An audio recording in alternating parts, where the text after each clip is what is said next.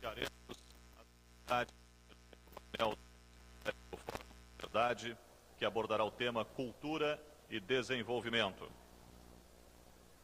Veremos a seguir os resultados da pesquisa realizada pelo IEE, em parceria com o Instituto Fecomércio de Pesquisa, hoje pela manhã, entre os participantes do evento, e relativa ao painel que acabamos de assistir e que abordou o tema O Desafio dos Blocos Econômicos. Qual o principal motivo que faz você pensar que o Brasil será um país desenvolvido? Situação político-democrática das últimas décadas, 7,96%. O desempenho econômico das últimas décadas, 5,47%. Avanços tecnológicos importantes, 6,97%. Fortalecimento dos blocos comerciais, 15,42%. A ampliação do sistema educacional, 24,38%. O amadurecimento cultural brasileiro, 20,9%. Recursos naturais disponíveis, 11,44%. Outra razão, 3,98%. E nenhuma alternativa, 3,48%.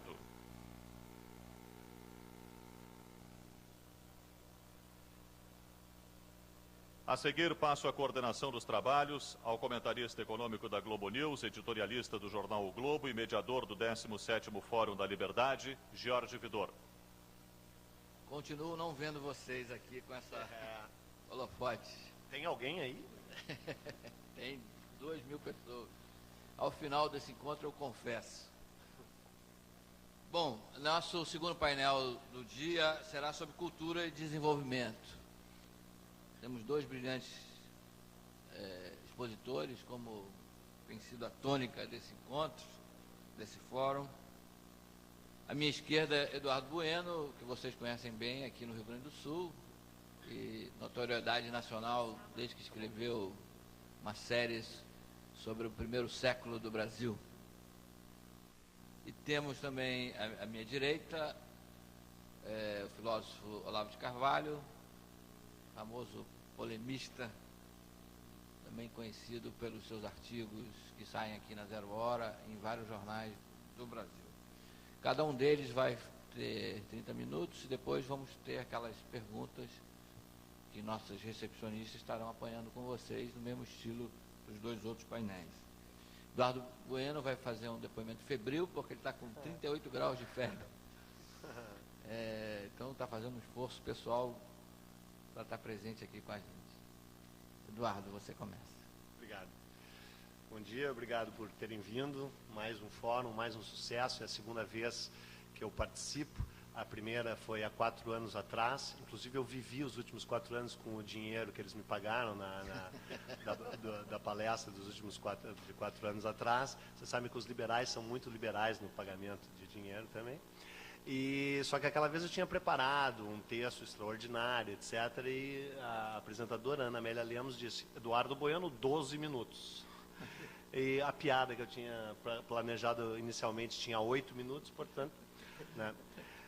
E dessa vez, com a lei de Murphy, evidentemente nada preparei e ainda estou delirante e febril. Mas como Paris também é febril e delirante, talvez a gente consiga atingir alguma coisa. Eu sou obcecado pelo século XVI, eu adoro o século XVI no mundo inteiro, mas especialmente nas Américas. É o momento em que se dá o grande encontro, o grande choque cultural entre nativos e europeus, e é um momento que, na minha opinião, pelo menos, fundamentou muito da trajetória, não apenas do Brasil, mas de todas as Américas.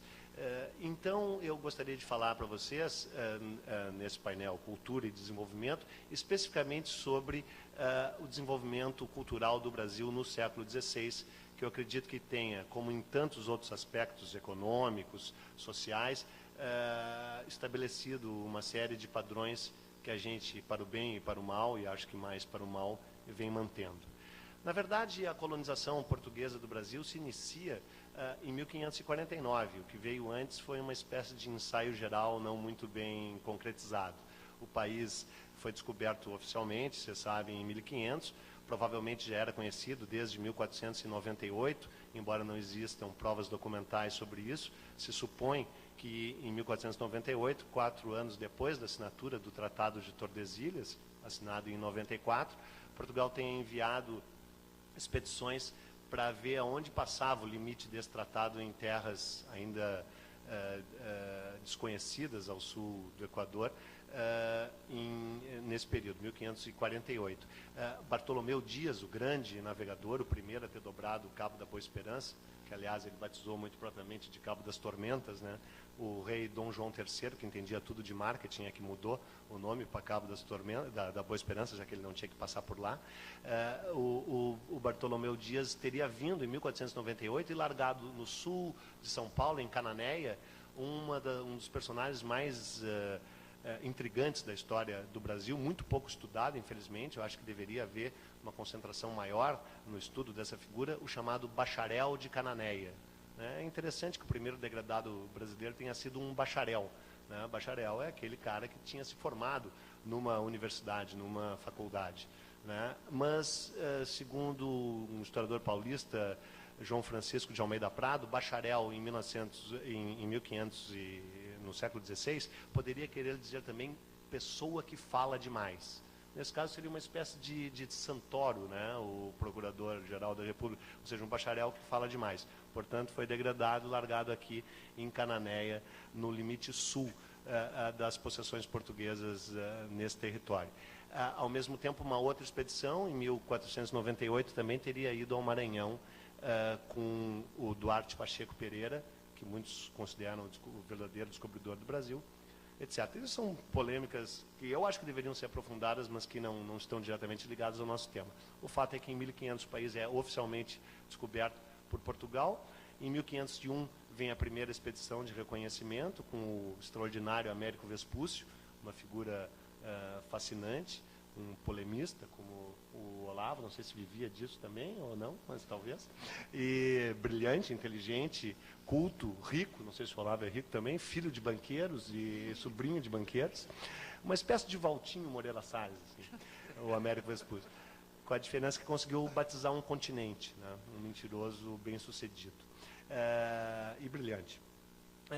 E o Américo Vespúcio define os destinos do Brasil por pelo menos 50 anos, porque na sua carta ao rei ele diz, depois de 10 meses percorrendo as costas, o litoral desse território, não encontramos coisa de metal algum, apenas uma infinidade de árvores de pau-brasil.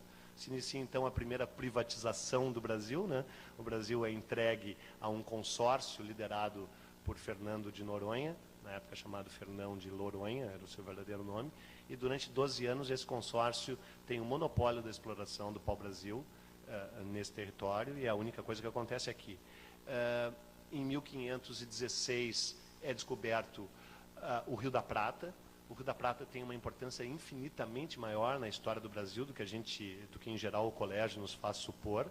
Portugueses e espanhóis ficam obcecados pela conquista do Rio da Prata, porque por esse rio se chegava, segundo os indígenas, e era verdade, a montanhas eternamente cobertas de neve, onde vivia um povo riquíssimo, que usava ouro e prata nas suas próprias vestimentas, cujos pratos eram de ouro, os talheres eram de pratas, e isso tudo era verdade, porque eles estavam descrevendo o Império Inca. A melhor maneira de chegar no Império Inca era subindo o Rio da Prata, subindo o Rio Paraná, subindo o Rio Paraguai, para se atingir a Cordilheira dos Andes, porque o Pacífico, o Oceano Pacífico, não tinha sido ainda descoberto pelos europeus. Quer dizer, havia um vislumbre dele tomado lá no Paraná, no Panamá, em 1513, mas na verdade não se sabia da existência do Pacífico. E então toda a colonização do sul do Brasil, a expedição do Martim Afonso de Souza, em 1530, a fundação de São Paulo, de certa forma, em 1554, estão todas diretamente ligadas à obsessão dos portugueses e espanhóis de conquistarem o Império Inca. O Império Inca acabaria sendo conquistado por outra via, né, pela via do Panamá e do Pacífico, pelo Francisco Pizarro, mas os portugueses só perceberam que o território conquistado pelo Pizarro em 1539 era o mesmo que eles estavam buscando, só perceberam isso em 1550, 1548.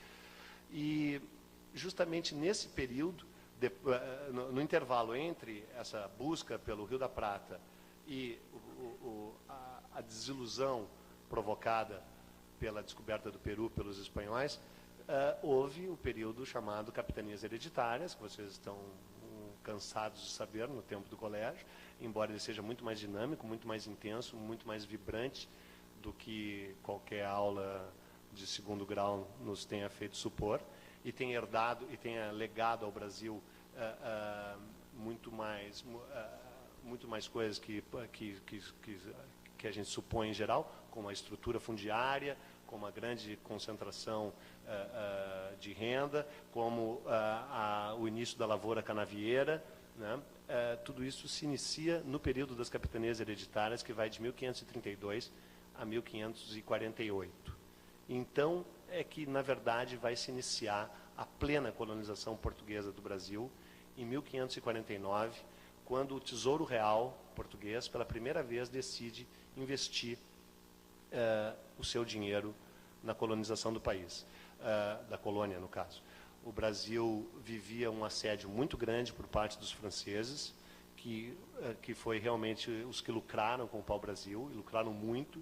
Os franceses estabeleceram uma relação com os indígenas muito mais equilibrada e eficiente e lucrável do que os portugueses. Eles vinham, obtinham o pau-brasil em vários lugares da costa brasileira e estiveram a um passo de se tornarem senhores da costa brasileira, muito mais do que a história tradicional nos deixa entrever. Então, em 1549, o rei de Portugal, em função de várias coisas, entre elas a ameaça dos franceses, decide definitivamente ocupar o Brasil e funda a cidade do Salvador. Quando ele funda a cidade do Salvador, cuja data estabeleceu-se comemorar no dia 25 de março de 1549, embora na verdade esse seja apenas o dia que eles desembarcaram na Bahia, é que realmente o Brasil começa a se incorporar à Europa, ao grande jogo de trocas mercantis do Atlântico e a ser um país de origem, realmente um país colonizado por portugueses. Desembarca junto com Tomé de Sousa, governador-geral, todo o aparato burocrático administrativo do Brasil. O primeiro, vem um desembargador, bastante já interessado na sua aposentadoria, é um fato, porque várias vezes ele envia cartas para o rei perguntando quando ele, enfim, se aposentará. Esse homem se chama Dr. Pero Borges, foi o primeiro ouvidor geral do Brasil. Ele seria o primeiro ministro da Justiça.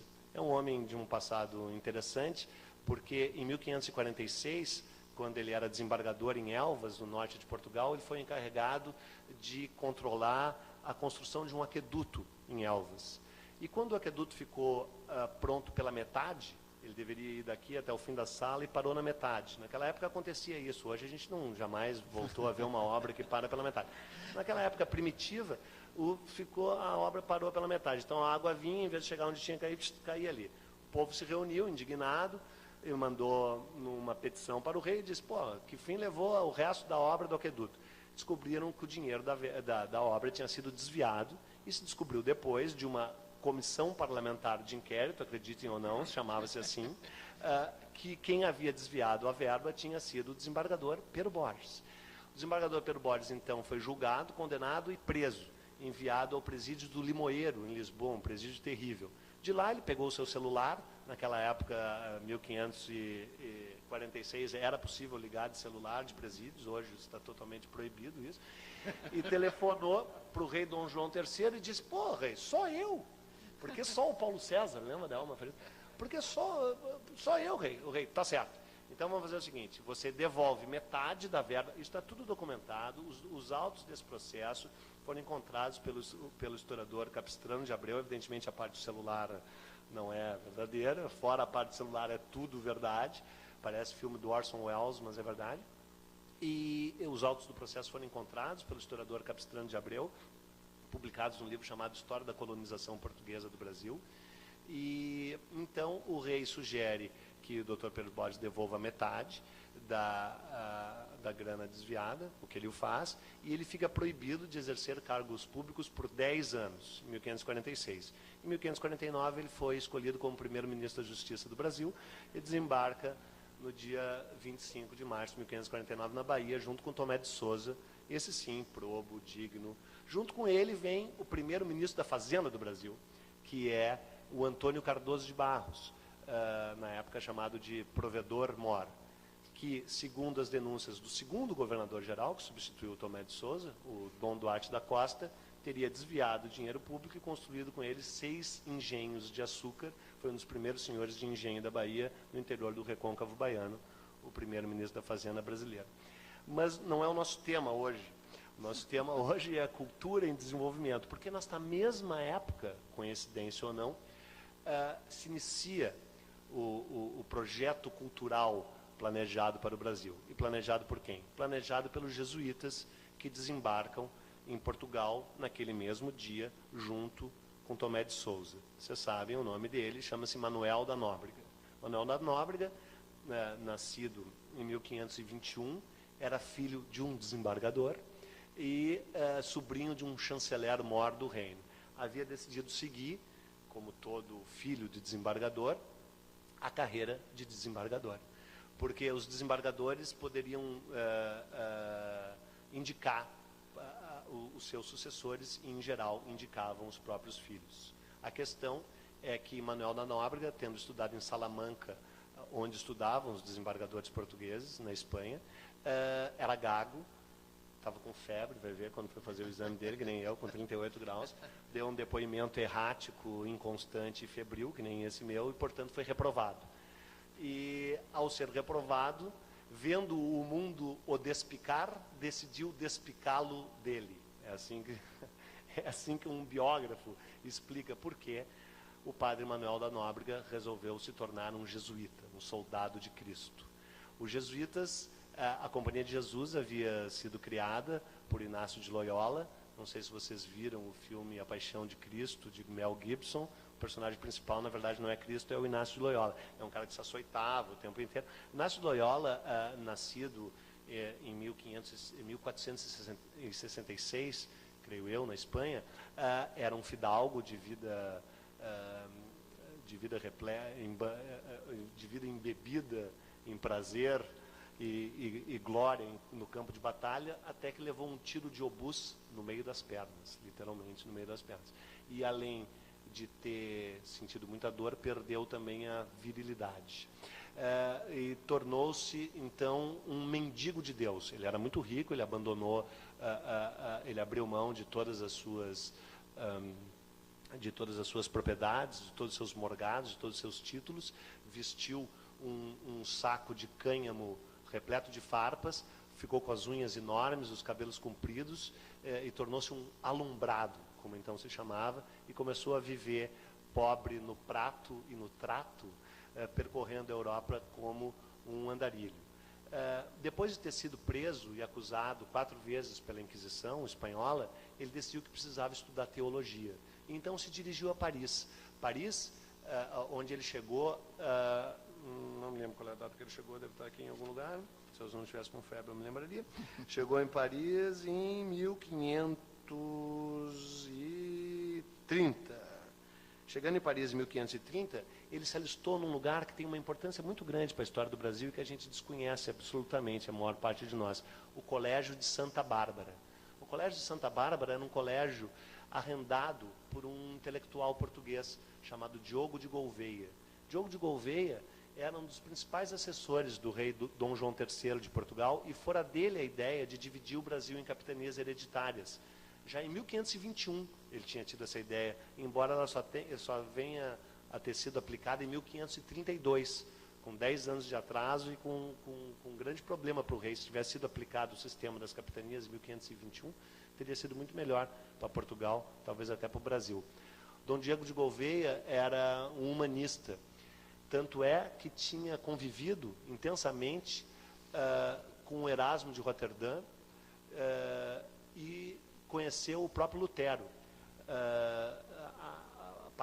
Essa Paris do século XVI era o único lugar onde realmente se podia discutir teologia, discutir os caminhos do cristianismo, sem os horrores persecutórios que já estavam ocorrendo na Península Ibérica e sem o fervor incendiário que já se alastrava pela Alemanha e pela Inglaterra e pelos Países Baixos. Na Paris dessa época havia inclusive essa discussão muito intensa. E o Diogo de Gouveia era dono desse colégio de Santa Bárbara, onde o próprio Erasmo estudou e onde depois estudaria o Miguel de Montaigne, né?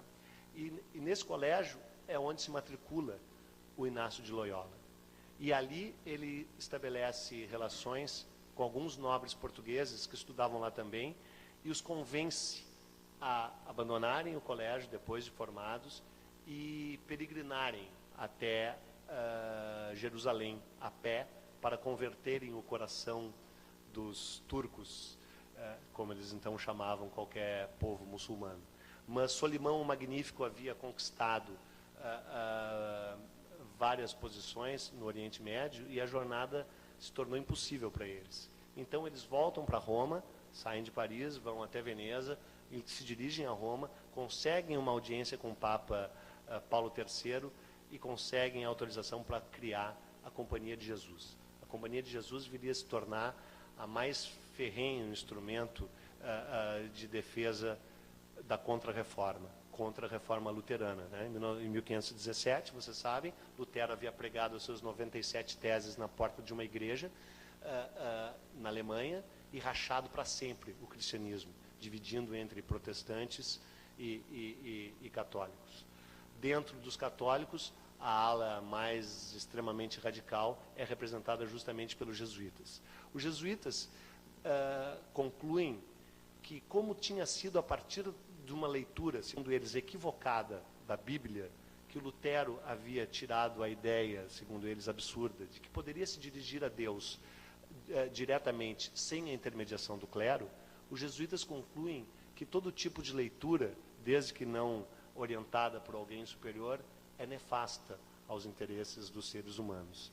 E eles decidem, depois que eles começam a se espalhar com mais força pela Europa, mas especialmente por Portugal. E por que por Portugal? Porque os primeiros discípulos do Loyola, como eu falei, que ele arrebatou em Paris, eram portugueses. E o primeiro país a aceitar plenamente os jesuítas, a incorporá-los e depois a entregar em suas mãos toda a direção da educação e da cultura do país, foi justamente Portugal. Inclusive foi o único lugar onde isso realmente aconteceu com grande intensidade. Aconteceu um pouco na Espanha também, mas muito mais em Portugal. E havia o propósito, portanto, dos jesuítas de, primeiro, banir absolutamente o estudo das línguas como hebraico e grego. Havia a proposta única de que se estudasse apenas o latim, e um latim bastante, digamos, também convencional. Eles proibiram não apenas a leitura, eles fizeram o primeiro grande index prohibitorum de livros na Europa, foi feito pelos jesuítas, incluindo inclusive o maior intelectual português da época, o Damião de Góis, que tinha até então grande influência sobre o rei Dom João III, porque Portugal viveu de 1541 a 1546, Portugal viveu uma espécie de primavera renascentista. Houve, se diz até, o interesse do rei Dom João III de trazer o grande Erasmo de Roterdã para ser o reitor da Universidade de Coimbra, fundada em 1541. Mas, a partir de 1544, mais ou menos, os jesuítas começam a controlar toda a educação e todos os colégios de Portugal, abolem definitivamente o estudo, como eu já falei, do hebraico e do grego, retomam todos os conceitos da escolástica, se revelam inteiramente contrários ao humanismo, não apenas do Erasmo, mas também do Miguel de Montaigne, e dão uma guinada cultural radical que vai afastá-los cada vez mais da Europa culta, digamos assim, da Europa dos Países Baixos, da onde era oriundo o próprio Erasmo, da Europa francesa, de onde vinha o próprio Montaigne e o autor de Pantagruel, como é o nome dele mesmo? Deu um branco agora? O Rabelais. O Rabelais, inclusive, havia, durante 2 semanas, estudado no Colégio Santa Bárbara, de onde saiu correndo também, conheceu o Diogo de Gouveia. Essa figura... o Diogo de Gouveia é quem lidera esse não sei o quê. A temperatura dele está subindo. Você ainda tem 4 séculos para falar, viu? Não, só vou falar do primeiro. Mas você tem 10 minutos só. Não, só vou falar do primeiro século. Só vou falar do primeiro século porque tem uma frase que não é minha, portanto brilhante, do Wilson Martins, no qual ele estabelece uma ligação muito intensa entre o que aconteceu nesse período, com esse desembarque dos jesuítas, e o que viria a vir depois. Porque você vê, a primeira universidade brasileira é fundada quando? Em 1830, né? E segundo ele, por causa dessa disposição jesuítica, depois incorporada pela própria coroa, de que livro não dá em boa coisa, estudar não é uma grande ideia. Nessa mesma época, 1549, nós estamos falando, haviam 4.000 colégios na Holanda, nos Países Baixos. Haviam 11 colégios em Portugal, os 11 eram dos jesuítas. Não havia nenhum colégio no Brasil, evidentemente. O primeiro colégio no Brasil foi fundado pelo Manuel Nóbrega, assim que desembarca, era um colégio único e exclusivamente para catequese indígena. Foi fundado em 1549. Em 1551 foi fundado o segundo colégio no Brasil, também um colégio apenas para indígenas, em São Vicente, na Baixada Santista. Esse colégio não dá certo e é transferido e inaugurado no dia 25 de janeiro de 1554, em São Paulo. É o Colégio dos Campos de Piratininga, que viria a dar origem à cidade de São Paulo, que recém comemorou seus 450 anos. Mas esses colégios eram, como eu já falei, colégios exclusivamente para alunos indígenas ou então para noviços que quisessem ingressar na Companhia de Jesus. O primeiro colégio efetivamente aberto, criado no Brasil, não é até a virada do século XVII. Né? Então, eu, na pesquisa para o 4º volume da coleção Terra Brasilis, que é o livro que eu escrevo agora, chamado A Cruz, a Coroa e a Espada, que é um livro que vai tratar justamente de 1549 a 1556, eu deparei com um momento muito sombrio da história de Portugal, chamado a Grande Viragem, por alguns historiadores modernos, que é o momento em que o rei Dom João III, assessorado por Damião de Góis, que é... Damião de Góis, que foi uma das grandes influências em Camões e que era um dos principais assessores do rei.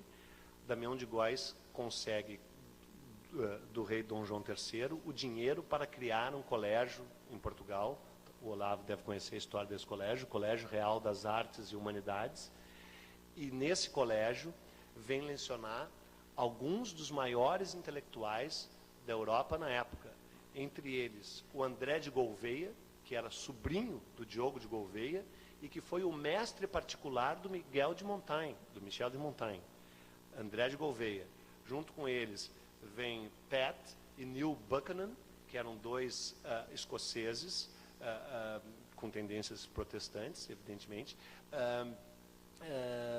e que haviam assessorado a rainha Mary Stuart antes de virem para Portugal.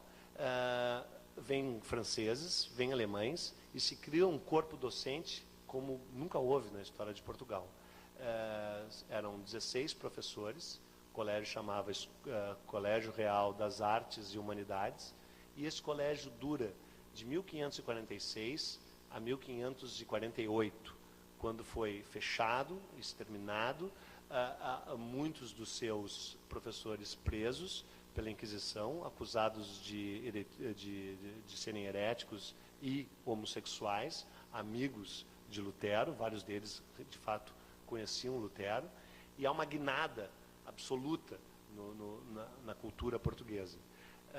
Um ano depois, os jesuítas, que assumiram o próprio Colégio Real das Artes, que passa a ser um colégio jesuíta, em 1548. Um ano depois, 49, desembarca no Brasil o Nóbrega, Anchieta, que vem um pouco depois, e 11 outros jesuítas, que se tornam os principais responsáveis pelo estudo e pela educação no Brasil. A frase do Wilson Martins, que está no final do seu História da Inteligência Brasileira, é uma frase forte, mas eu acho que bastante reveladora. Se eu encontrá-la, será mais fácil de lê-la. Pois é, muito febril o depoimento? Não, você pode dar o sentido, pelo menos, da frase. O sentido da frase... Depois a gente... Durante as perguntas, você ela era procura. a primeira. A colônia se desenvolveria sem livros, sem universidades, sem imprensa, sem debates, sem inquietações culturais. Em uma palavra, sem o frescor do humanismo renascentista. A inteligência brasileira viria a constituir-se submetida à direção exclusiva da Companhia de Jesus, sob a égide da Contra-Reforma e do Concílio de Trento. Esse desejo de perpetuar a ignorância condicionaria as perspectivas mentais do Brasil pelos 3 séculos seguintes. A frase é forte, mas eu não sei exatamente sobre o que o Olavo vai falar, mas eu acho que ele poderia comentá-la também, se ela é verdadeira ou não. Na minha opinião, é. Na minha opinião, o desejo de perpetuar a ignorância no Brasil se prolongou por muito tempo, de certa forma se prolonga ainda, e embora a frase seja proselitista e na verdade, defendendo interesses próprios, a frase clássica do Monteiro Lobato, um país se faz com homens e com livros, eu acredito que se o primeiro artigo está em falta no mercado, quem sabe a gente não vai conseguir construir um país melhor com livros. Era isso.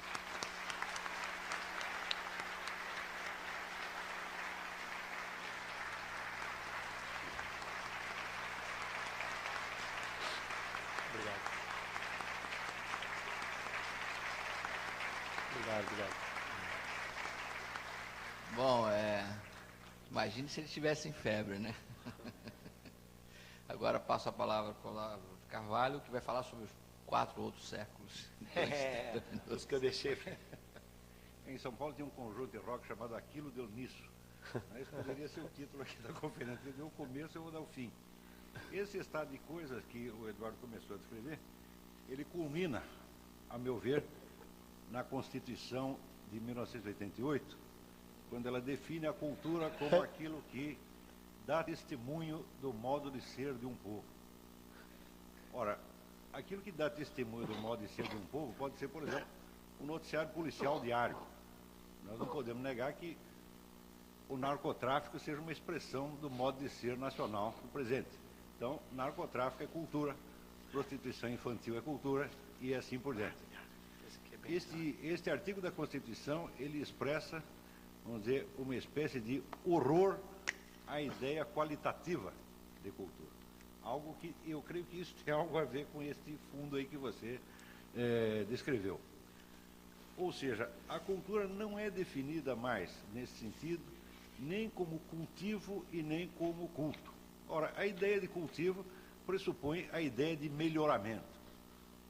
Ou seja, a cultura não pode ser simplesmente aquilo que dá testemunho de um estado de coisas, mas aquilo que melhora e eleva esse estado de coisas justamente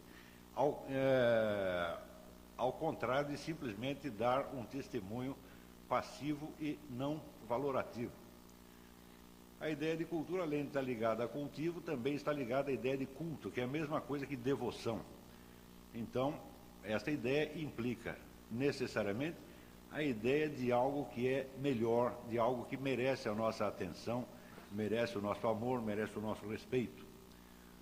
E esta ideia de valor culmina, então, naquilo que Platão chamava o supremo bem. Agora, nós sabemos que o supremo bem não é uma coisa muito fácil de você definir ou encontrar, ou mesmo intuir de longe. Mas esta dificuldade mesma faz parte da própria dinâmica da cultura, onde, ao longo dos milênios, nós vemos uma sucessão de esforços humanos para conceber o que seria o supremo bem ou a suprema meta da existência. A necessidade de ter um supremo bem, ela é tão grande que no século XX, um grande psiquiatra, Viktor Frankl, diz que a perda da noção do sentido da existência, ou da noção do supremo bem, está na base de todas as neuroses e psicoses. E Viktor Frankl descobriu isso em circunstâncias particularmente dramáticas, pois sendo prisioneiro de um campo de concentração, ele desde o primeiro dia ele teve a preocupação de se perguntar qual a diferença decisiva que fazia com que algumas pessoas suportassem aquela provação bravamente e saíssem até engrandecidas, enquanto outras se degradavam e desmontavam como uma montanha de geleia. E ele descobriu que as pessoas que se saíam melhor daquele desafio eram aquelas que tinham uma meta ou um valor ao qual servir, ou como diz ele, o sentido da vida. Então, a cultura, ao longo dos milênios, foi definida como um conjunto de atividades e de esforços humanos voltados à descoberta, à contemplação do supremo bem ou do sentido da existência. A nossa Constituição nos coloca exatamente nos antípodas disto, definindo como cultura o que quer que, com valor ou sem valor, dê testemunho de um modo de existência. Ora, o modo de existência é um simples estado de coisas, é um dado empírico e não um valor de maneira alguma. Associado a esta, é evidente que isso não é só um fenômeno jurídico, vamos dizer que esse próprio artigo da Constituição, ele dá testemunho do nosso modo de ser.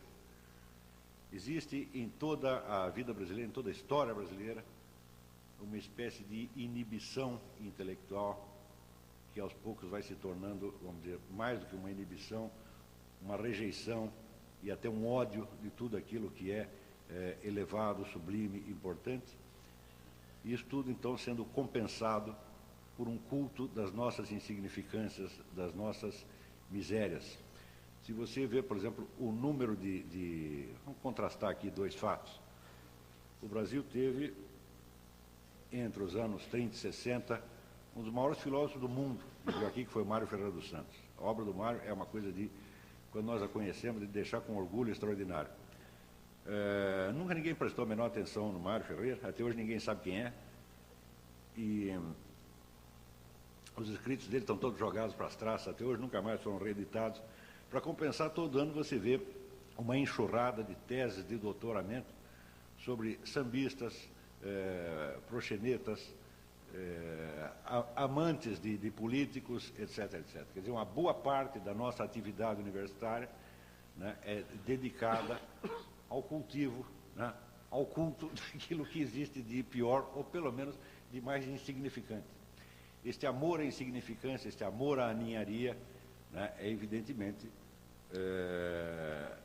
ele se torna cada vez mais pronunciado ao longo dos últimos 20 anos. E ele culmina nesta ideia do nosso ministro de fazer com que o samba se torne patrimônio da humanidade. Eu não sei por que o samba e não o machixe, maracatu ou qualquer outra coisa dessa, porque todas elas dão testemunho do nosso modo de ser. Aliás, quando o Eduardo assinala que o Brasil já teve um Estado organizado, antes mesmo ter população, quer dizer, quando chega Tomé de Souza, já vem com todo o ministério pronto, com a Constituição pronta para uma população que era constituída de tatu-bola, minhoca, né? Então, do mesmo modo, nós temos hoje a ideia de que o Estado deve não só fomentar a cultura, mas formá-la. Ele deve ter a concepção da cultura e deve dar a receita pronta para todos nós. A nova legislação de incentivos fiscais para a cultura é exatamente isso. Tá certo? Então, infelizmente, ele deu o século XVI e eu estou dando a situação de agora. Não vai dar para contar tudo o que aconteceu no meio. Mas a situação presente é mais ou menos esta. Então, hoje nós entendemos cultura de três maneiras. Entendemos primeiro pelo seu lado lúdico, quer dizer, cultura é divertimento, cultura é show business, cultura é samba e rock and roll. Em segundo lugar, a cultura é um produto comercial, quer dizer, existe a indústria cultural e ela tem que funcionar e dar lucro. Em terceiro lugar, cultura é propaganda política. Você verá que distância nós fomos parar da ideia do supremo bem ou do sentido da vida. Ora, eu não sou contra a diversão, também não sou contra ganhar dinheiro, também não sou contra a propaganda política, mas quando você tem tudo isso e você perde o sentido da vida, é melhor você estourar os miolos, né? Então, quer dizer, o tipo da cultura que nós estamos produzindo hoje, a nossa concepção de cultura, é uma coisa profundamente deprimente, feita para nos isolar do sentido da vida e fazer com que nós nos dispersemos cada vez mais numa busca e num cultivo de ninharias. Intimamente associada a esta ideia, existe uma outra, que é de que a cultura é função do desenvolvimento, de que só os países desenvolvidos têm alta cultura. Então nós temos que alcançar um certo nível de desenvolvimento para ter um certo nível de cultura. Em São Paulo teve até um cidadão chamado Paulo Arantes. Paulo Arantes é um professor de filosofia da Universidade de São Paulo que escreveu um livro interessantíssimo como documento, não pelo seu valor, chamado Um Departamento Francês de Ultramar, no qual ele investiga por que a Faculdade de Filosofia da USP, em 50 anos de atividade, não conseguiu produzir nenhum filósofo. É fantástico. E a resposta é que somente quando alcançarmos um certo patamar de desenvolvimento é que poderemos ter uma filosofia à altura da europeia. E eu acho isso uma coisa extraordinária, porque eu estudei um pouquinho da história da filosofia, ao ponto de ser autor de um livro sobre isso, de um curso sobre isso. Eu asseguro para vocês que nunca houve nenhum surto de grande criatividade filosófica que fosse posterior a um surto de desenvolvimento econômico. Geralmente o surto cultural acontece muito antes ou muito depois. Por exemplo, a época áurea da filosofia na Grécia era uma época de decadência, de cultura, decadência socioeconômica fantástica, a inflação subindo nas nuvens, uma corrupção generalizada, e no meio disso é que surge a Academia Platônica. Mais tarde a gente vê um outro grande surto de criatividade justamente na escolástica. E os países que mais contribuem para isso eram países paupérrimos, como a Irlanda e a Inglaterra na época. A Inglaterra ainda faltaria 5 séculos antes de que ela se projetasse como grande potência. Uma outra etapa de grande criatividade é, evidentemente, o idealismo alemão, com Kant, Hegel, Schelling, etc. Nessa época, a Alemanha não era sequer um país, era um conjunto de principados e ducados, aliás, sob domínio estrangeiro. Ainda faltaria meio século, mais de meio século, para que a Alemanha se constituísse como nação e se tornasse uma nação rica. E assim por diante. Então, nós temos que a própria ideia de que nós precisamos ficar ricos primeiro para ter cultura depois, é uma ideia que me parece muito esquisita. Porque se a cultura tem algo a ver com o sentido da vida, ela tem algo a ver com a orientação da vida. E, portanto, ela tem algo a ver com a sanidade da inteligência. Ora, se você tivesse um amigo e ele tivesse com 2 problemas, ele tem 2 problemas. Primeiro, ele está sem emprego e sem dinheiro. Segundo problema, ele está louco. Qual dos 2 problemas você acha que dá para resolver primeiro? Primeiro, vamos arrumar um emprego, e o sujeito vai ter um sucesso enorme. Depois, tiver tudo resolvido, ele faz um tratamento psiquiátrico. Toda a orientação da nossa cultura é essa, quer dizer, primeiro nós vamos resolver todos os nossos problemas e depois nós trataremos de ficar inteligentes. Isto é rigorosamente assim, mas desde o tempo do Império. O tempo da colônia eu não conheço direito, mas do tempo do Império eu acompanhei. Quer dizer, esta ideia de que nós precisamos produzir muito dinheiro e daí vamos ter uma cultura que servirá para adorno, né, da nossa riqueza. Então, essa noção lúdica ou decorativa da cultura, ela já existe aqui há muito tempo. Mas ainda, ela não existe só socialmente, ela existe na alma de cada um.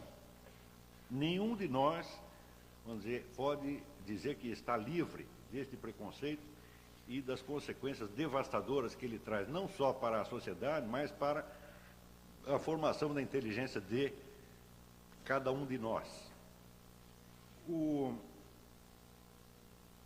Eu noto, por exemplo, com essa coisa de participar muito de debate, discussão, eu noto que no Brasil existe uma crença geral de que aquilo que você desconhece não existe. Isso aí chamava-se, na retórica antiga, chamava-se o argumentum ad ignorantiam. Ele diz assim, aquilo que você está dizendo é algo que eu desconheço, então não interessa. Não pode entrar em linha de conta e não pode ser alegado como argumento. Dito de outro modo, tudo aquilo que eu desconheço inexiste. Eu asseguro para vocês, eu estou nesse negócio de bate-boca jornalística há 10 anos. Eu asseguro para vocês que este é o argumento mais alegado, em todas as circunstâncias. O sujeito olha para você com um ar de desprezo, você diz alguma coisa, o camarada olha para você com um ar de desprezo, um ar de superioridade formidável e diz, eu nunca ouvi falar disso. Então, o Brasil tornou-se o único país do mundo onde a ignorância é fonte de autoridade intelectual. Acontece.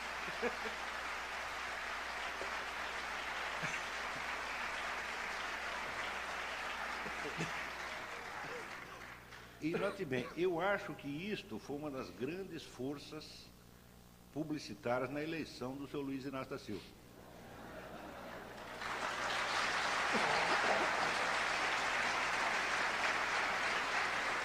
Porque ali se associava a ideia do sujeito pobre com o sujeito inculto. Quer dizer, ele era inculto porque era pobre.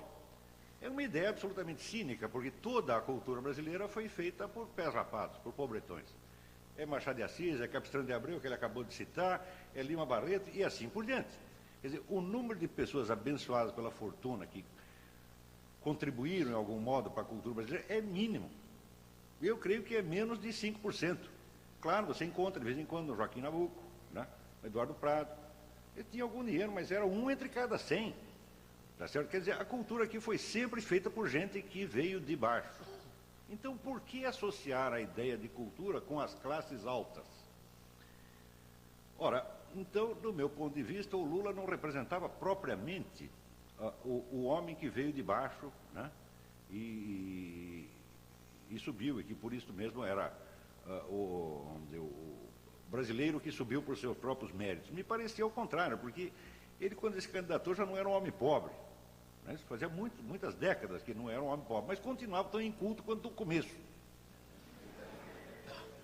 Agora, durante esse período em que o homem foi subindo na vida, ele teve a oportunidade de melhorar o corte da sua barba, de começar a usar ternos Armani, né? Começar a consumir vinhos Romanée Conti, mas não teve tempo para contratar um fonoaudiólogo para corrigir a sua pronúncia.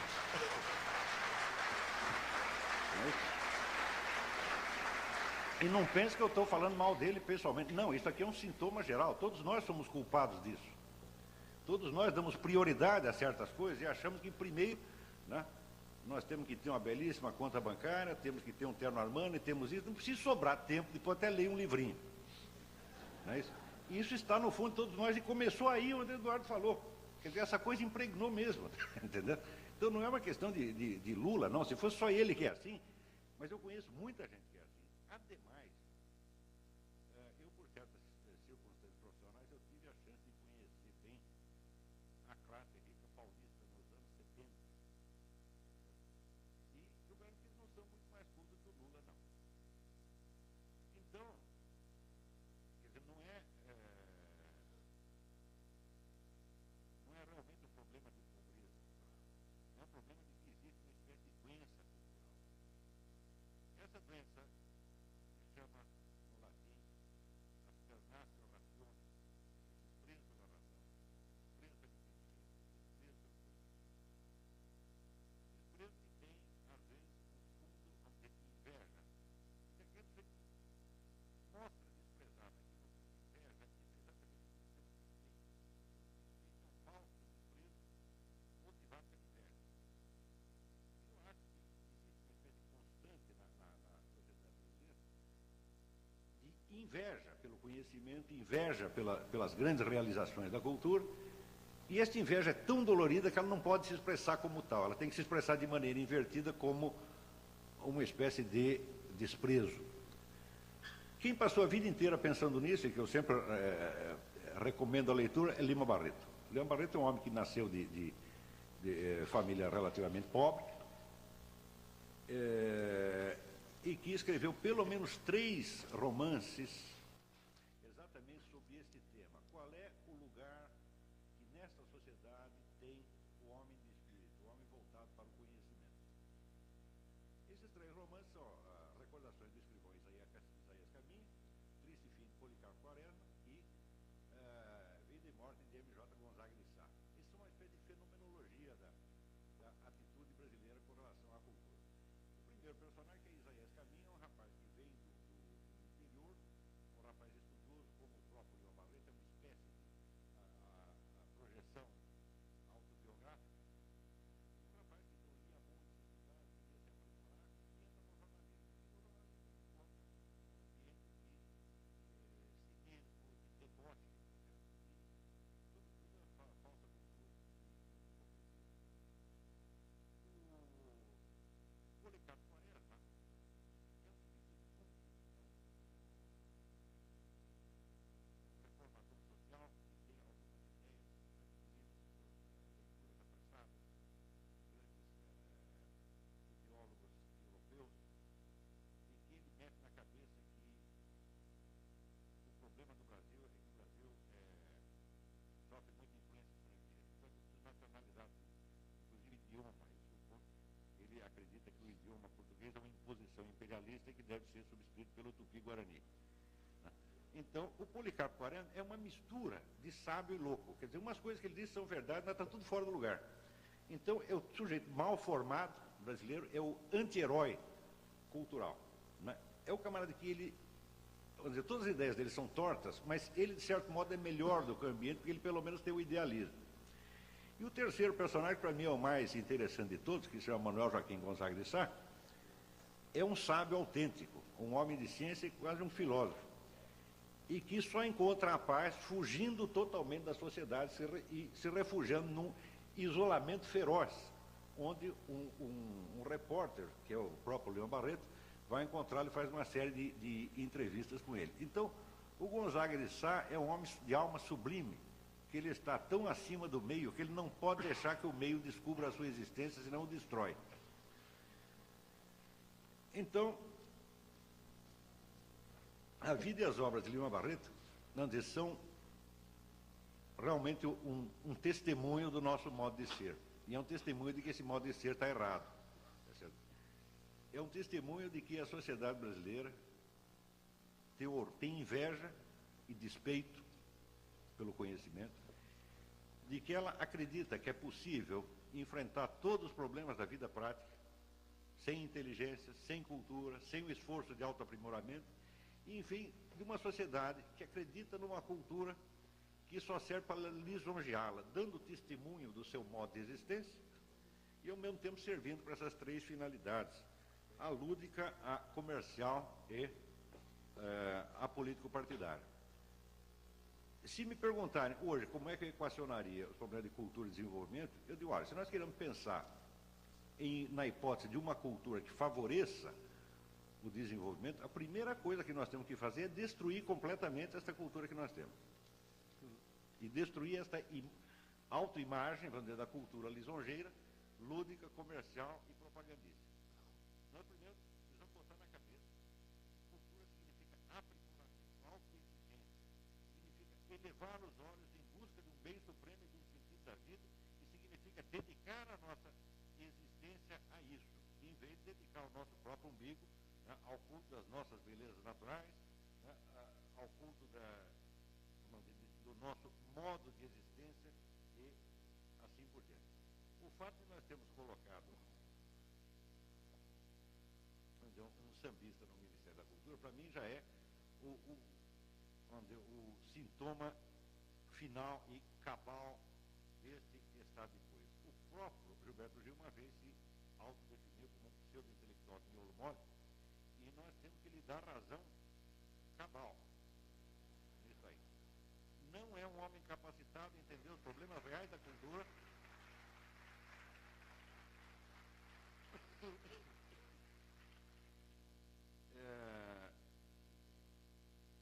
E também não se trata de um problema pessoal com ele, evidentemente. A presença dele lá é um sintoma do nosso erro, um sintoma do erro da sociedade, que está entendendo, vamos dizer, cultura como show business e propaganda política. E, uns anos atrás, houve aquele teste feito entre alunos de ensino médio de 32 países testados na compreensão de leitura. E os brasileiros tiraram, naturalmente, o último lugar. Então, imediatamente apareceram entrevistas, ministros da Educação, técnicos, educadores, né? Todos comentando aquilo, uns tentando atenuar a coisa, outros fazendo diagnósticos, e ninguém parou para pensar o seguinte, que se o teste fosse realizado, não entre alunos do ensino médio, mas entre educadores de 32 países, os brasileiros também tirariam o último lugar. E se fosse entre ministros da Cultura, os brasileiros também tirariam. O problema não é com os nossos estudantes, eles estão fazendo o que podem. A culpa do estado de coisas não é deles absolutamente, é dos próprios criadores de cultura que cada vez se exigem menos. Nós estamos numa etapa onde, para os que ser considerados novata, ter pequenos cronistas de província, cronista de samba, historiador de samba, com isso, porque já o intelectual já pode pertencer à Academia Brasileira de Letras. E todo mundo acha isso bonito, certo? Porque tudo o que for acima disso, o brasileiro já acha pedantismo. Aqui nós conseguimos inverter a noção do pedantismo. Quer dizer, o pedantismo significa você posar em público exibindo um conhecimento que você não tem. Aqui é o contrário. Ter o conhecimento é que é pedantismo. E se você entra numa discussão e você exige do interlocutor que ele conheça o assunto, ele fica ofendido. Isso já me aconteceu inúmeras vezes. Eu sempre pensei o seguinte, a liberdade de opinião, tá certo? O direito à expressão do seu pensamento deveria ser condicionada à atenção que você presta ao assunto. Quer dizer, se você pensou no assunto durante um ano, então você tem ali umas 2 horas para falar. Mas se você pensou 5 segundos, por que nós temos que ouvi-lo durante 10 minutos? Quer dizer, nem você dá atenção ao que você está pensando, por que nós temos que dar? Quer dizer, a liberdade de expressão deve ser compensada pela liberdade de não ouvir, de liberdade de ir embora. Mas aqui no Brasil não, ela é absoluta. Isso quer dizer que, conhecendo ou não o assunto, tendo se dedicado a ele ou não, você tem direito de ocupar o nosso tempo com as ideias maravilhosas que você criou a respeito. E se o seu interlocutor, por acaso, exige que você leia pelo menos um livrinho a respeito, ele é condenado como um pedante que quer te oprimir e te humilhar. Então, bom, como é possível que os debates deem certo nessa condição? Quer dizer, a primeira regra é a seguinte, é proibido conhecer o assunto. Segundo, se você conhecer, por favor, esconda o que conhece, porque nós não queremos ser humilhados. E, em terceiro lugar, você trate de parecer bonzinho. Não é isso? Então, é evidente que não há a menor condição para um debate sério. E, nesta altura, curiosamente, uma vez que todas as regras, vamos dizer, da moral intelectual, todos os deveres da inteligência foram abandonados e pisoteados, o que entra no lugar deles? As normas de polidez. Quer dizer, atualmente, debate culto e elevado significa aquele debate no qual todo mundo fala asneiras educadissimamente. E isso é tudo.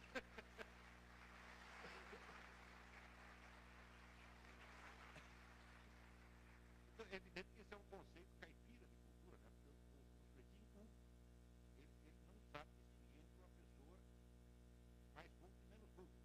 Né? Você não sabe que o outro sabe. Então ele tem que se guiar por certos sinais exteriores. A polidez deve ser um desses sinais exteriores. Então ele vê as pessoas conversando polidamente, ele deve pensar que são pessoas muito cultas. E este critério é o que vigora hoje. Para mim já aconteceu inúmeras vezes de discutir com pessoas que, pelas suas circunstâncias profissionais, têm obrigação de conhecer o assunto. Outro dia mesmo, na Faculdade de Direito de São Paulo, topei com o sujeito que dizendo, não, esse aqui é o maior conhecedor de marxismo que tem aqui na faculdade. E ele começa por dizer que nem Karl Marx, nem Engels tem escrito absolutamente nada sobre filosofia da natureza. Eu falei, como não? Engels tem um livro inteiro sobre isso. Existe uma correspondência entre os dois de pelo menos 700 páginas. O próprio Hegel passa anos estudando isso. E como é que o conhecedor marxista pode falar disso? Só que é o seguinte, eu passei como mal educado.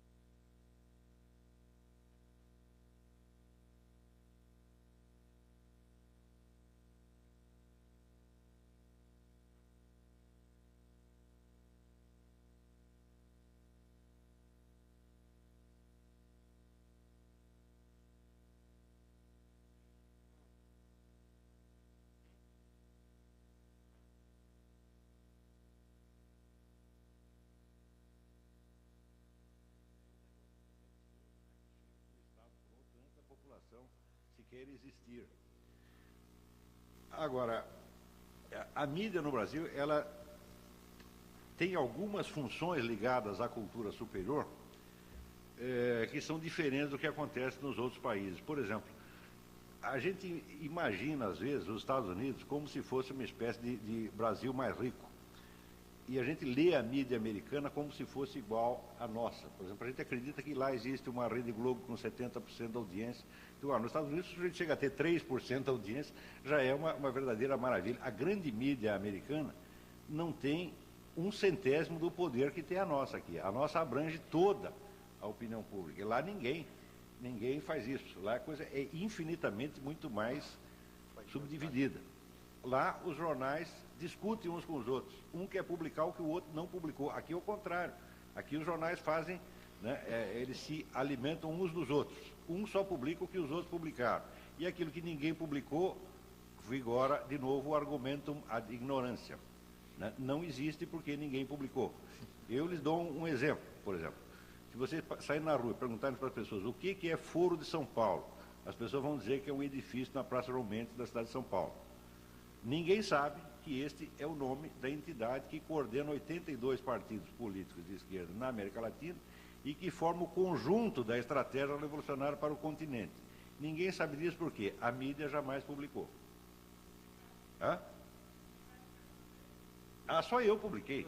Mas eu, evidentemente, não sou a mídia. Você não pode esquecer que eu tenho ali 20 linhas por semana, tá certo? Para desmentir alguns milhares de volumes que são publicados durante a semana. Né? Quer dizer, essa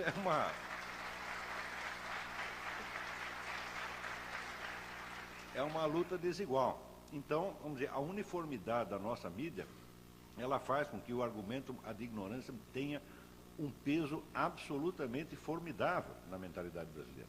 Eu posso dizer que o Brasil hoje está separado do mundo por uma espécie de muro de Berlim intelectual. Esse muro de Berlim é feito de papel. São os jornais, bom, tem algumas câmeras de televisão também lá empilhadas, mas o número de notícias importantes que são sonegadas a toda a população brasileira uniformemente, é uma coisa incrível. Isso não acontece em mais nenhum outro país, porque os jornais são muito diversificados. Um jornal nos Estados Unidos tem interesse de desmentir o outro. Aqui não. Outra coisa que contribui para isso é a alta rotatividade da profissão jornalística. As pessoas saem muito facilmente. As pessoas que estão no jornal já estiveram em todos os outros. Então acaba todo mundo pensando igual. Eu mesmo sei disso porque eu também trabalhei em todos. Ficava 2 anos num, 3 anos no outro. E você encontrar sempre as mesmas pessoas. Você também está aqui. Então existe uma coisa que é a opinião da classe jornalística, que é uma classe muito pequena, na verdade, mas que tem, de fato, o monopólio dos meios de comunicação. É errado você pensar que são empresas que têm. Olha, empresa, dono de jornal não manda nada em nenhuma redação. Eu trabalhei em jornal 30 e tantos anos, nunca houve um impedimento de empresa de que eu escrevesse isso ou aquilo, e nunca um dono de jornal veio me dizer o que devia escrever. Quer dizer, a redação tem uma força muito grande. Na hora que se forma uma espécie de uniformidade mental nessa classe, pronto, a circulação de informações está bloqueada. Até de novo é uma espécie de corporação jesuítica, está entendendo? Que só pode saber o que ele sabe, fora daquilo não pode. Quer dizer, nós podemos falar mal dos jesuítas, mas espera aí, quantos de nós têm sido jesuíticos ao longo da vida? Esse processo jesuítico se repetiu muitas vezes aqui, está se repetindo de novo agora. Não sei se isso responde a sua pergunta. Não vou defender a mídia aqui não, viu, gente? Mas lá fora ele vai ver, né?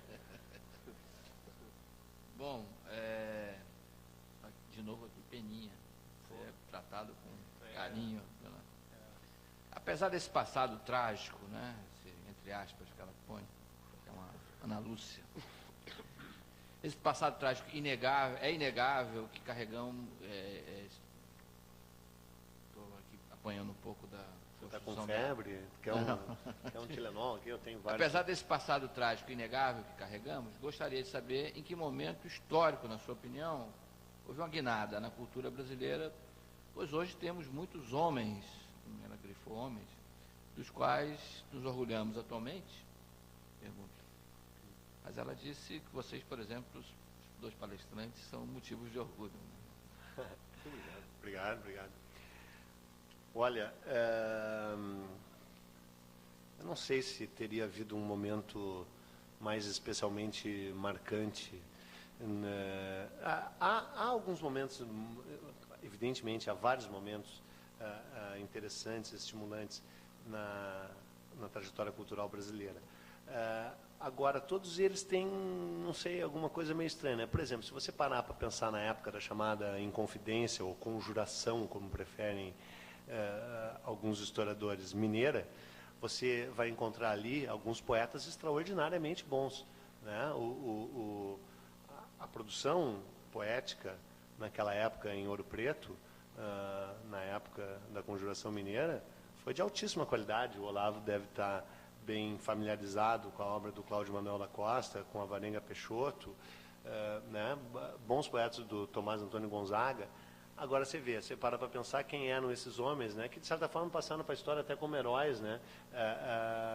Eram caras, todos eles ligados à extração de ouro e diamantes, todos eles profundamente endividados com a coroa, todos eles conspirando numa revolta que era do seu próprio interesse, né? E que acabou sobrando única e exclusivamente para o único participante que não tinha dinheiro algum, que era o Tiradentes, que, aliás, se comportou com grande dignidade durante todo o processo e durante todo o seu martírio Mel Gibsoniano. Então, eu não sei. Qual é o grande momento da cultura brasileira e quando é que deu a guinada, Olavo de Carvalho? Eu te pago um pouco do meu cachê para você responder. Bom, se eu soubesse, eu responderia, mas você vê, o Brasil tem dois períodos muito bons para essa mulher. Primeiro, a segunda metade do século XIX. Claro, com o Lima, com lógico, com o Machado, Na fundação fundado com dinheiro da Caixa Econômica Federal. Mas até aquele momento estava indo bem. E o segundo foi justamente o período do Getúlio Vargas. O período de 1977, que é um período de ditadura muito maior que o período de 64, né? Agora se comemorou, né,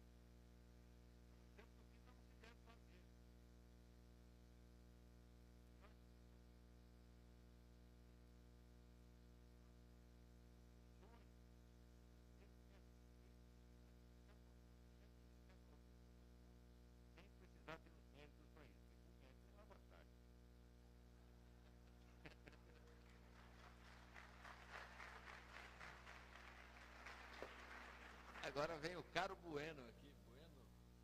Caro Bueno. Caro Bueno. Eduardo é um estudante aqui da PUC. O que você entende através da máxima, aspas, a base de uma nação é educação e cultura? Como você relaciona isso com o desenvolvimento econômico brasileiro? Olha, talvez domingo vocês tenham visto um comentário do Hélio Gaspari sobre um livro recentemente lançado, O Espetáculo do Desenvolvimento, acho que se chama, né? No qual ele diz que, tudo bem, é interessante que uma nação tenha cultura e educação, e é óbvio, qualquer um diria isso, mas que não resolve totalmente o problema, porque daí o engenheiro se torna taxista, né? Se não há desenvolvimento econômico. E a gente tem visto advogados e engenheiros taxistas a mão cheias por aí, né? Mas não sei, eu tenho uma certa dificuldade em pensar em termos nacionais, sabe, ou coletivos ou globais. Eu sou meio, além de estar doente, eu sou meio doentiamente mesmo, ao natural individualista, sabe? Eu acredito no indivíduo uno, único, indivisível, sabe? Eu sou meio turoniano, aquele Henry David Thoreau, sabe? Um filósofo transcendentalista americano que foi viver na beira de um lago chamado Walden, escreveu um livro chamado Walden, A Vida nos Bosques. Também o cara que escreveu o Tratado da Desobediência Civil, na qual tem uma frase espetacular, aliás, a primeira, que é um dos meus lemas: o melhor governo é o que menos governa. Maravilhoso. No caso do Brasil, a gente tem tido esse governo há anos, né? Na verdade, no caso brasileiro, a gente tem tido há anos esses governos, um governo faz anos. Mas, na verdade, eu acredito, sabe? Eu sou muito individualista, assim, não nos meus interesses, nem sabe, não sei, eu acho que dá para entender o que eu quero dizer. Eu não acho que eu não seja uma pessoa ativa socialmente, eu acho que eu sou, sabe, eu tenho compaixão pelos demais seres humanos, que é o princípio básico do budismo que eu tento seguir. Eu acredito num mundo melhor, meio hippiemente, utopicamente. Eu batalho por uma sociedade melhor, mas eu acredito mesmo no indivíduo, sabe, o uno, exclusivo, ele próprio. E eu acho que a cultura, como o Olavo colocou, é um aprimoramento pessoal, individual, e que você tem que se dedicar a ela. Então, claro que eu acredito numa nação melhor, num país melhor, num mundo melhor, através da educação e da cultura. Mas é uma jornada individual, única, e independe da tua... Claro, se você chegar num estado de indigência tal, que você não tem nem comida, e no caso brasileiro talvez tenhamos 20 milhões de pessoas nessa situação, e a nossa obrigação está ligada a se preocupar direta e inteiramente com isso, sem ser essa situação, sem ser o cara que está na indigência total, sem ser o marginal absoluto, sem ser o lumpen, todo mundo tem condição de traçar o seu próprio caminho, tanto espiritual quanto culturalmente. E ele citou exemplos de dois dos maiores e mais brilhantes intelectuais brasileiros de todos os tempos, certamente o maior escritor brasileiro de todos os tempos, o Machado de Assis, seguido muito de perto pelo Lima Barreto, injustiçado na sua época, injustiçado até hoje, que fizeram o seu próprio caminho cultural com todas as dificuldades. E nós não sabíamos, ficamos sabendo hoje, que o Olavo de Carvalho também é um desses homens, filho de uma mera lavadeira, de uma, etc. Ao contrário de mim, que já nasci milionário, no Moinhos de Vento. A avó que era lavadeira. Avó. Você não nasceu analfabeto como nós, né? Não, já nasci sabendo tudo isso. Então é isso. Bom, mas nasci sem febre. A reforma universitária está em pauta no país. O que o senhor acha, ou o senhor pensa sobre a reforma esboçada pelo atual ministro da Educação, Tasso Genro? De que forma, se o senhor fosse o ministro, faria reforma para fomentar a intelectualidade? Eu encontrei uns caras, seria ministro. Desculpa, eu encontrei uns caras do Cacete e Planeta que disseram, mas não disseram ao vivo, que se ele não sabe educar nem a própria filha, como é que ele vai ser ministro da Educação? Mas é perfeito. Não fui eu que falei. Eu não preciso responder, a resposta é essa. Não fui eu que falei, foi o Cacete e Planeta. Eu vou contar um negócio para vocês. Eu dou aula há 25 anos. Eu tenho o meu curso de filosofia, que hoje está instalado numa universidade, mas que sempre foi uma coisa privada, há 25 anos. Eu fiz o diabo para que essas pessoas melhorassem, para que elas aprendessem. Eu cometi uma infinidade de erros pedagógicos que hoje eu percebo. E depois de toda essa experiência, eu sei alguma coisa quanto à educação dos meus alunos. Eu sei o que eu posso fazer por eles. Eu jamais me atreveria a ser ministro da Educação. O número de pessoas aqui no Brasil que se é capaz de educar os outros e de planejar a educação é assombroso. Eu acho que a gente tem o maior número de ministros da Educação virtuais per capita no universo. Agora, o que falta é assim, é pessoas que estudem e que conheçam a sua disciplina e que sejam capazes de fazer isso. Aqui todo mundo quer ensinar o outro primeiro. Realmente não é assim que se faz. Você vê, eu, com toda essa experiência pedagógica que eu tenho, que não é pequena, eu não me atrevo sequer a pensar em termos de reforma universitária. Se eu tiver alguma ideia boa para a reforma do meu curso, eu aceito a sugestão. Agora, um problema deste tamanho está acima da capacidade de, não o seu Tarso Genro, mas 1 milhão de Tarsos Genros. É isso aí. Bom, senhores, eu só queria, com papel de mediador aqui, fazer uma colocação final, para sua reflexão também, Olavo. Também sou um jornalista há muitos anos, já pensei sobre esse papel da mídia que colocamos aqui. De maneira geral, a mídia, grande mídia, né, grandes veículos de comunicações, tem uma tendência conservadora e isso é universal.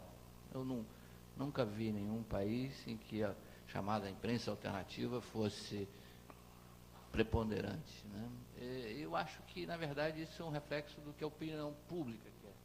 Eu acho que a opinião pública é que determina essa linha de uma maneira geral. Mas isso dá um outro debate. Eu queria agradecer a presença de vocês aqui, parabenizar os dois ilustres